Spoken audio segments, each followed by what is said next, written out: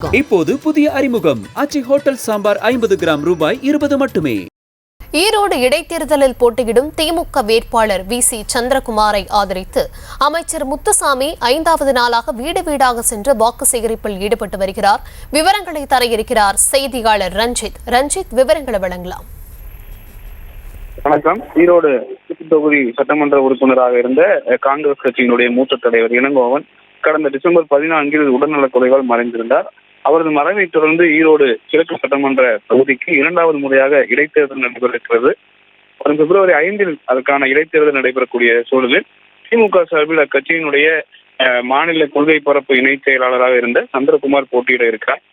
அவரை ஆதரித்து அமைச்சர் முத்துசாமி கடந்த 4 நாட்களாக தீவிர வாக்கு சேகரிப்பில் ஈடுபட்டு வரக்கூடிய சூழ்நிலையில இந்த 5வது நாளாக இன்று வாக்கு சேகரிப்பில் ஈடுபட்டு வருகிறார். ஈரோடு கிழக்கு தொகுதிக்குட்பட்ட முருகேசன் நகர், குமலன்குட்டை, திருமலை நகர் உள்ளிட்ட பகுதிகளில் வீடு வீடாக சென்று வாக்கு சேகரிப்பில் அமைச்சர் முத்துசாமி ஈடுபட்டு வருகிறார். அவருடன் அக்கட்சியினுடைய மூத்த நிர்வாகிகளான குறிஞ்சி சிவகுமார், அதே போன்று தோப்பு வெங்கடாசலம் உள்ளிட்டோரும், அதே போன்று இந்தியா கூட்டணியில் உள்ள காங்கிரஸ் கட்சி, விடுதலை சிறுத்தைகள், கொங்கு நாடு மக்கள் தேசிய கட்சி உள்ளிட்ட பல்வேறு கட்சிகளும் இந்த வாக்கு சேகரிப்பில் ஈடுபட்டு வருகிறார்கள்.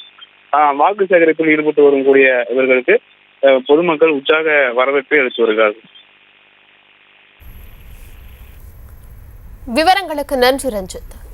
இப்போது புதிய அறிமுகம் ஆச்சி ஹோட்டல் சாம்பார் 50 கிராம் ரூபாய் 20 மட்டுமே. செய்திகளை உடனுக்குடனும் துல்லியமாகவும் தெரிந்து கொள்ள சப்ஸ்கிரைப் பண்ணுங்க.